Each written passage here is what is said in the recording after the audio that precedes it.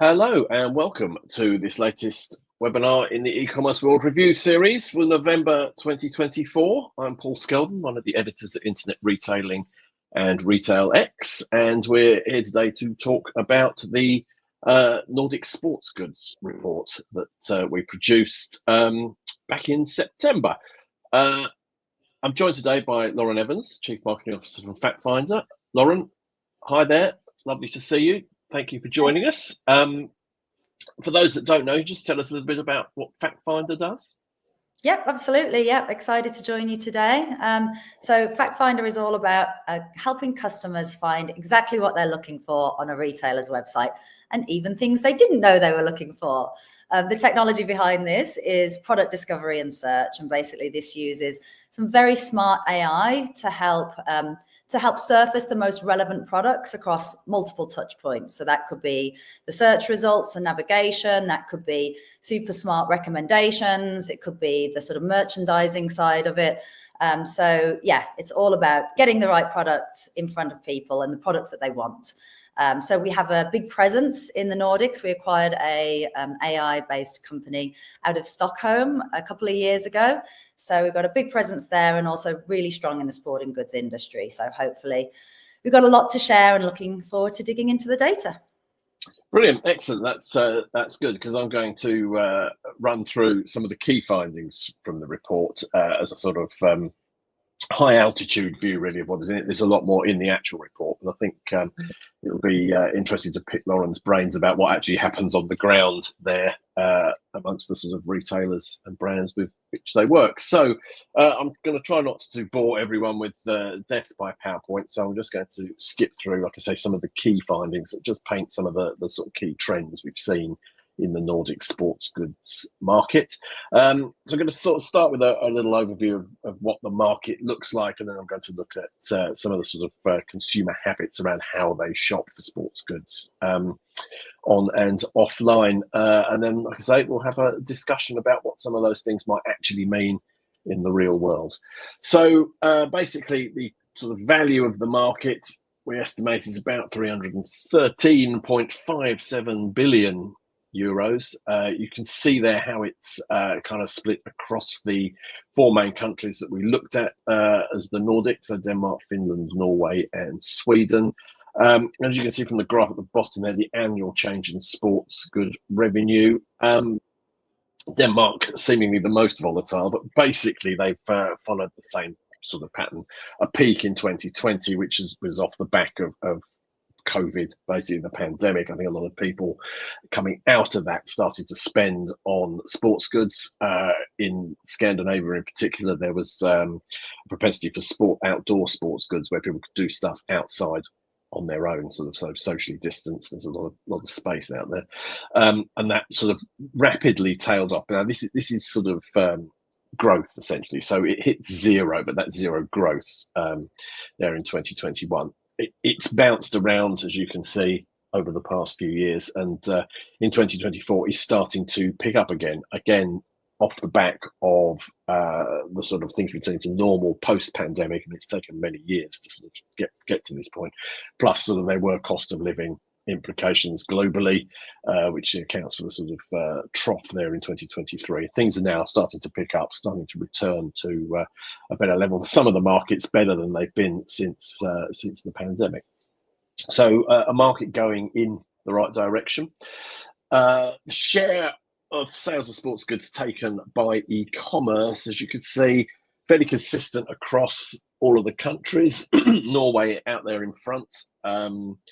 I will be picking Lauren's brains as to why Norway is particularly going in that direction. But as you can see, it's quite a low percentage, really, of sports equipment being bought online. If we look at it country by country there, online versus offline, one, it's amazingly consistent, and two, it's a large proportion of offline. Now, in all the sports goods reports we've done, Europe, globally, and Nordics, it tends to be that a lot of people prefer to buy sports equipment, especially sort of higher end stuff, in store.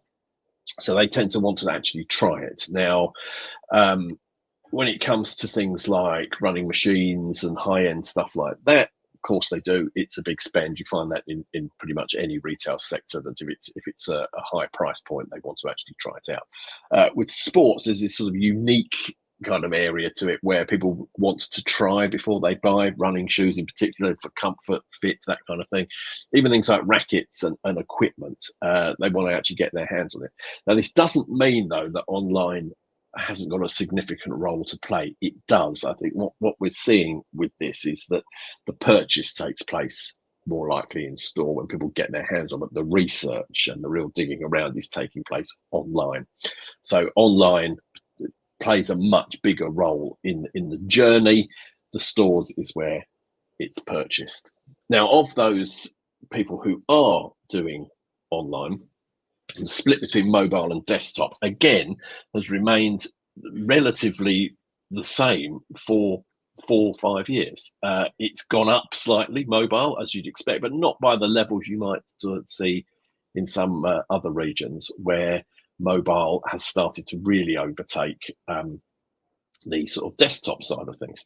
So that, I think, is an interesting difference that we see in the Nordics. And again, it'd be interesting to sort of drill into why that is happening. Mobile penetration is high in those countries. It would appear that mobile commerce less so.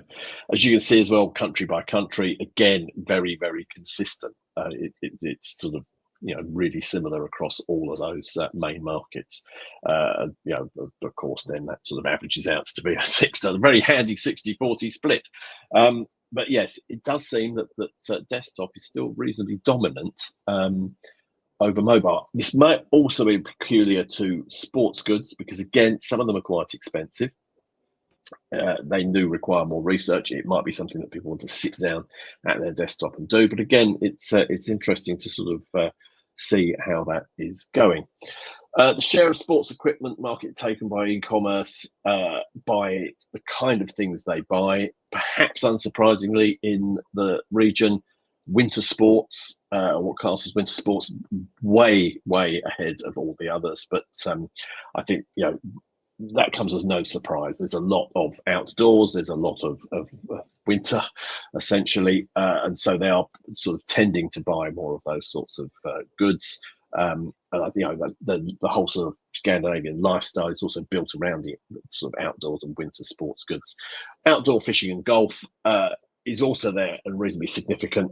The scale on the graph is quite sort of wide because winter sports is so far ahead, but outdoor is also significant. All the others, while accounting for some proportion of the sales, are quite low. It's very much a winter outdoors market, and as you can see there, the average spend on that equipment largely sort of reflects that. It's quite low because obviously not everybody buys sports goods, but the interesting thing there, I think, is that we're seeing that average spend declining and it's flattening out. Sales, as we saw earlier on in a previous graph, are going up in 2024. Here, in terms of actual spend, it's flattening out. So we're hoping for growth in 2025, but I think what's happening is people are starting to buy, but they're not buying as much. So how are they doing that buying? The consumer habits are the things that we've looked at through our RetailX data. Reveals that there's around 5 million regular e-shoppers for sports equipment in the region. What they're buying, you can see there, obviously the numbers are higher for that because people buy more than one category. But here, there's the larger number there on the sort of outdoor side than winter. It's sort of reversed from the actual sort of numbers we saw previously, but essentially they are the two big categories. And again, it chimes with the sort of whole philosophy of outdoor living that we see across the region, and it's significantly different from if you look at our global sports report that we did in 2023. The outdoor and winter sports categories are quite low globally. It's very much the other way around here in the Nordics. The average spend on sports equipment by country, again, dropping as we've seen, and consumers, their anticipated change in that spend doesn't look to be like they're going to be accelerating that really anytime soon. The majority in each country are looking to maintain the level of spending they currently spend. There in Norway, we are going to see sort of a third of them looking to increase, which is interesting. Compared to the global average, it's a little bit below in terms of increase of spend. But I think what this points to is that there is some growth in the market. It's largely going to be much the same. I think with sports equipment, there is that sort of tendency to have a sort of spend cycle. So, for instance, running shoes are sort of only good really for around sort of, 500 miles or one marathon. So people who are really keen on particular sports will sort of upgrade and replace on a particular sort of fairly regular basis. So I think that comes through in these numbers. But I think in many ways, it shows a market that's currently a little bit flat. Not to say it's shrinking, but growth is slow. But I think that's sort of, symptomatic of the global economy, not just sort of what we see in the Nordics. So it's one to watch. Be interested to see what happens in 2025 as to how this does uptick. I suspect it will. I think there's more spending still to come. I think the numbers for 2024 obviously are not complete because we haven't finished 2024 yet, but we will be seeing sort of some growth, though it's largely going to be moderate, I suspect. And of course, where the global economy goes in light of the US election, it remains to be seen. That will have some sort of impact on all markets and all verticals, but we remain to see how that plays out. Some of the other sort of interesting things about how they shop: sustainability, often sort of associated with the Nordics, the sort of green revolution sort of largely started there, is actually sort of a bit below the global average. Denmark in particular is lags behind its Nordic neighbours as well. So we're seeing sort of some interest in purchasing sustainable sports goods, but not as much as you might expect. I think there are several things at play here. Firstly, there is a limited amount of sustainable sports goods out there. I'm not saying it doesn't exist; it does, but it's not as mainstream. If you look at the mainstream sports brands, a lot of it isn't maybe as sustainable as perhaps it could be. There are elements of sustainability in those major sports brands, but it's not as prevalent as you might find in some other sectors. You're sort of seeing more of it maybe in fashion, just coming through. However, there are a number of key brands in the Nordics who do focus on rental of equipment and repurposing of equipment and recycling of equipment and that kind of thing, which I think we sort of do see a bit in the other graph there, where people have purchased secondhand or refurbished sports. It is, similar numbers to what we're seeing with sustainability, but for a sector that's much newer, the second-hand and refurbished sports things, it is quite encouraging that sort of between sort of 16-10% are going down that route. And I think it is something that's a slow burn. I think again this repeat replacement cycle that we see with sports goods means that that's something that will grow and grow slowly but incrementally over the coming years. But it's an interesting fact that there is a slow but noticeable shift towards sustainable and second-hand sports goods. It's not as prevalent as you see, like I say, in things like fashion, which is driven largely by young people. Obviously, young people do sports, but it's not just sort of them doing that. And we see it in other sectors, but it is starting to happen. So that, I think, is one to watch.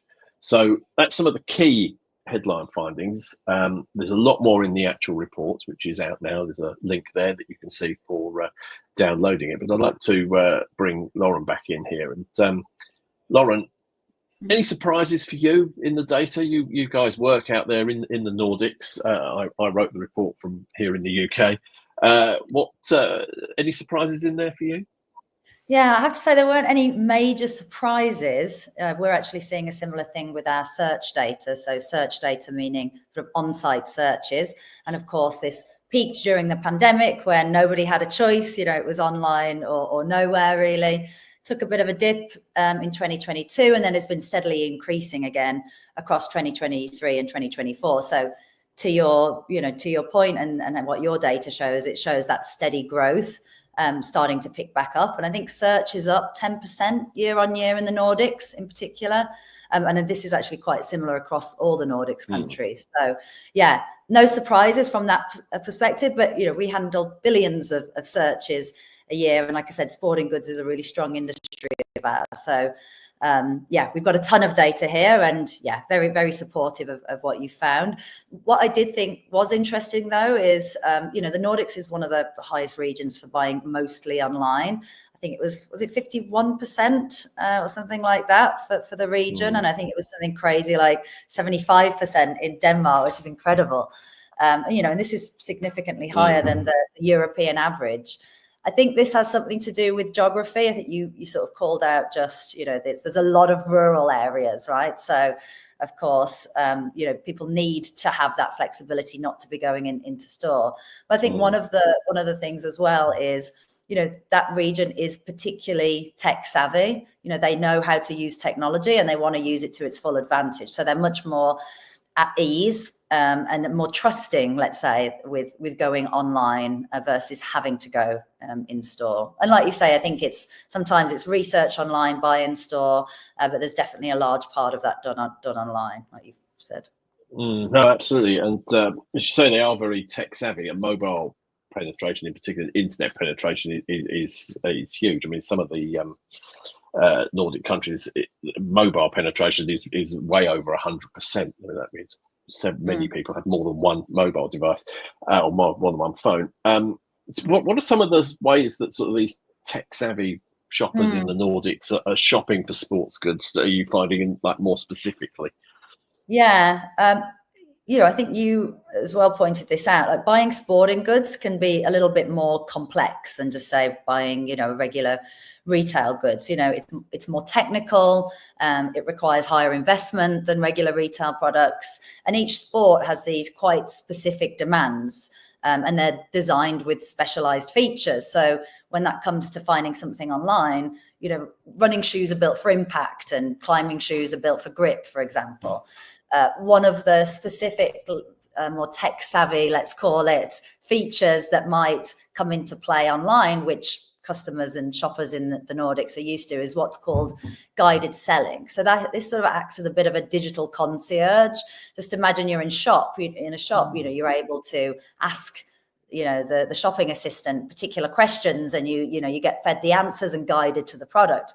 Well, it's sort of a similar thing, but for online. For some context, let's just say you're a marathon runner, you're looking for some running shoes, you're going to type in shoes into the search bar, and then it will launch this Q&A style experience where it's asking about the intensity of training, it's asking about the terrain, potentially asking about the weather, and then this is narrowing down the options until it guides you to the products that are going to meet your specific needs. Because as you can imagine, typing in shoes could come up with any number of different products, but you want to be narrowed down to the most relevant one as quickly as possible.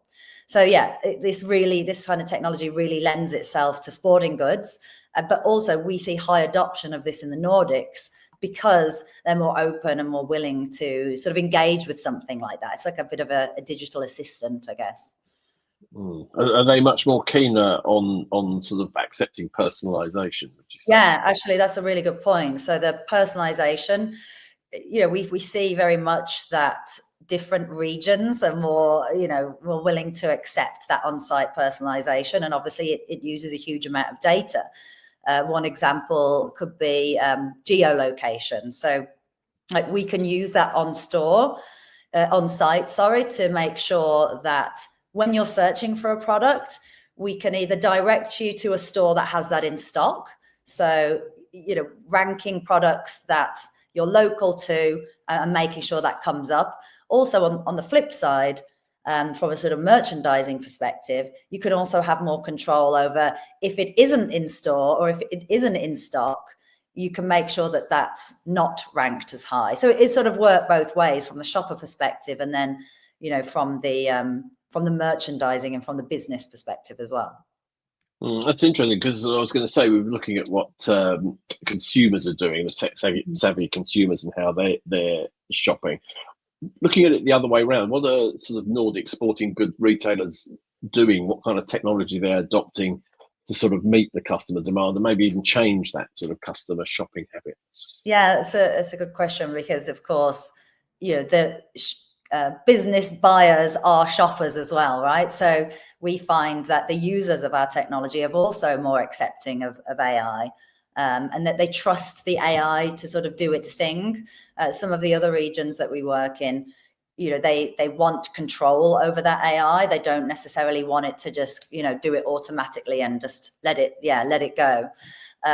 So I think recommendations is a really good example here. So, for example, a shopper's browsing for a yoga mat, then recommendations come up, which is powered by a lot of data and a lot of AI for yoga blocks, or also what else is gripping yoga socks as well. Anything that aligns to yoga, but it sort of sounds more simple than it is, because you're not only creating those recommendations that are sort of aligned to the product, you also have to know who the shopper is. So you have to know what their personal preferences are, what they've bought in the past, those kind of things, what they've been searching for on the site on that previous session.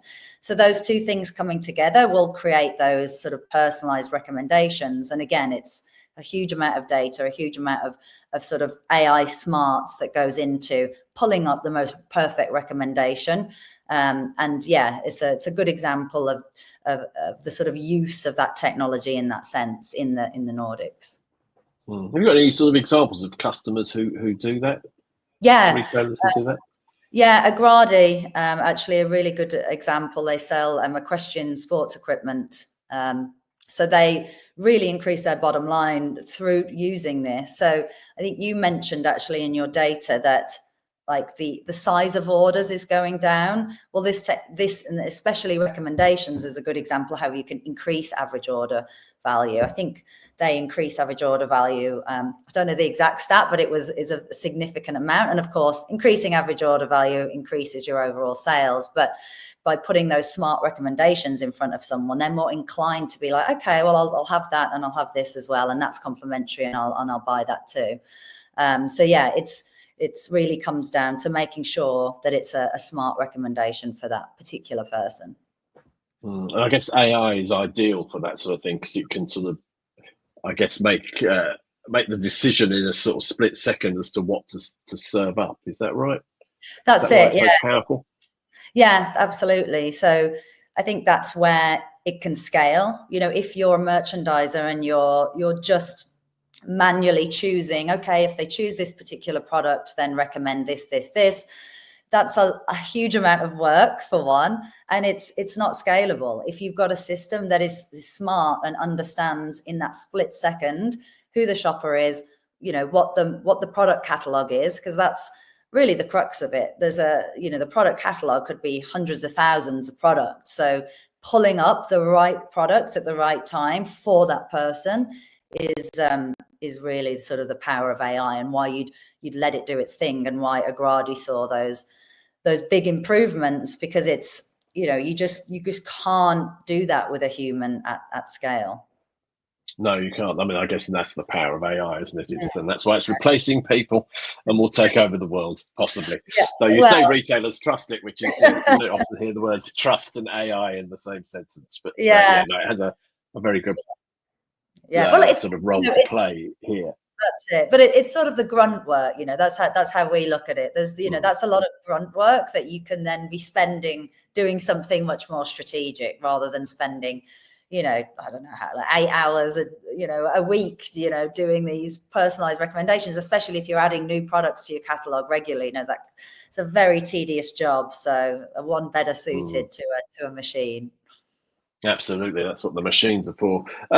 You work with a lot of companies in the Nordics. I mean, we profiled in the report quite a few Nordic sports goods sellers. I think some of them do actually happen to be your customers as well. But yeah, we looked at kind of the different sort of ways they operate and the different sort of market segments they try and attack and how, which is, you know, quite an interesting and diverse picture. What sort of other examples have you got of people you work with where you think they're using technology in a sort of interesting way that we can all learn from outside of the Nordics?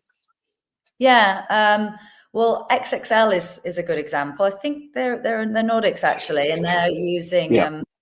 I think they're, yeah, of course they're in your report. You know, they're using AI in really smart ways to drive online sales. So they went down more of the personalization route. And here it was to try and find the most optimum structure to present products to shoppers. Because really at the crux of this personalization is really about helping shoppers find, you know, the most relevant products for them really quickly. So as we've all found, if we're scrolling onto the third, fourth, fifth page of a website, you know, it's not going to happen. We've got short attention spans and we want to find things as quickly as possible. And for XXL, they have tens of thousands of products. So being able to show the most relevant product, you know, on the homepage or first page of the search results, you know, is really, really important. So, you know, just as an example, if someone's looking for a t-shirt and types that into the search bar, then they click on an Adidas t-shirt, you know, the system knows that they're looking for Adidas, or they have a preference for Adidas, I should say. They're clearly looking for a t-shirt. So then if they type Adidas back into the search bar, they'll only be shown, or they'll shown at least at the top would be t-shirts for Adidas. Again, it comes back to that sort of like person in a physical store is going to lead you to the right row or the right place in store to look to find what you're looking for. So yeah, really knowing that relationship between products in a catalog and the person. So going back to what I said before is really at the crux of this. And I think XXL increased their sales by something like 12% by implementing this.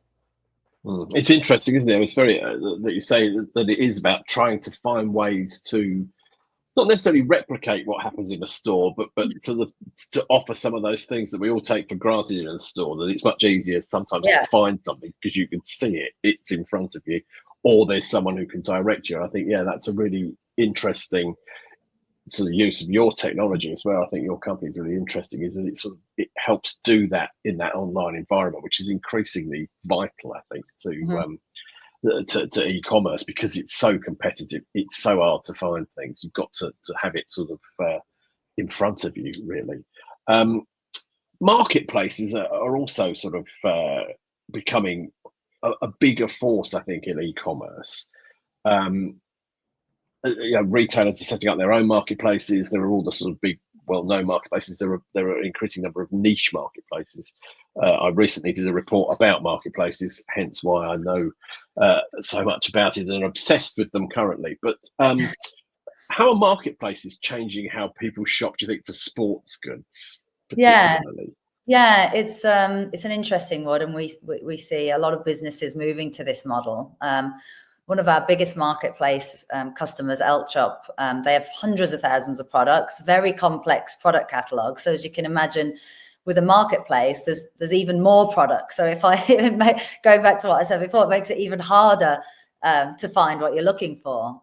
So you do need to have the right technology in place to support that. They also have very specialized needs. So when it comes to, say, recommendations, what I was talking to earlier, where you get those recommended products, there are some nuances with marketplaces, especially from a business perspective, that you want to have in place. For example, if you're a marketplace and you do also produce your own products, then you might want to have a rule in place that says, okay, when we're recommending a product as a complementary product, for example, prioritize the products that we make ourselves over you know, the brands, for example. And that's sort of digging into the difference between this. There's two sides of the coin. You know, as a e-commerce site, you want to create these personalized sort of experiences, but then you're also a business and you also need to balance that with your own business needs. So like I mentioned before, if something's going out of stock, you want to make sure that that's not coming up, things like that. Or You might want to think about sort of like pricing and how that comes into play. And so there's two sides of the coin there. I think something that also plays into this, especially for marketplaces, is this whole concept of retail media. For us, that sort of looks like the aspect of it where it's sponsored products. So especially in marketplaces, we've got customers, where they're paid by the brands to prioritize, and by that I mean rank them higher in the search results for the brands that they have these sort of sponsored relationships. So they'll sponsor a particular product to come up higher than, let's say, the competitor that they also sell. So we see much more of that in marketplaces than we would say in in other retail stores. Yeah, no, absolutely. I mean, yes, we were talking on one of the other webinars in this series about retail media and particularly marketplaces, how it's going to become a standard part of marketplaces because it's a revenue stream and it's a way of surfacing goods. Where it gets interesting is trying to match that idea of sponsored products and personalization, and trying to find the right sponsored product to be personalized in the advert that a particular consumer excuse me, that a particular consumer sees at any given point. So I think yes, the kind of work that your company does is going to become much more sort of powerful, I think, in trying to work with retail media to make retail media work as a personalization service. That's interesting. It's a good point. And one way that we sort of overcome that as well is thinking about, the retailer is in control of how much you want of each. So, in any given week, you might go and fiddle with the sort of back end and put, like personalization up, business needs down. And of course, there's much more detail behind that, and it's on certain specific rules. But you can apply a percentage of AI or percentage of personalization, which then gives you more control over, do we want more personalization or do we want more control over what these are? So it's not easy. And of course, there's a very fine balance to be made. But I think giving control back to the user on that is quite important. Absolutely. It's interesting you bring up the percentage of AI that's used. That's something that very rarely gets mentioned, that it's not all or nothing. You can decide how much AI and where you want to apply it. And I think that's something we're going to see more of in the future.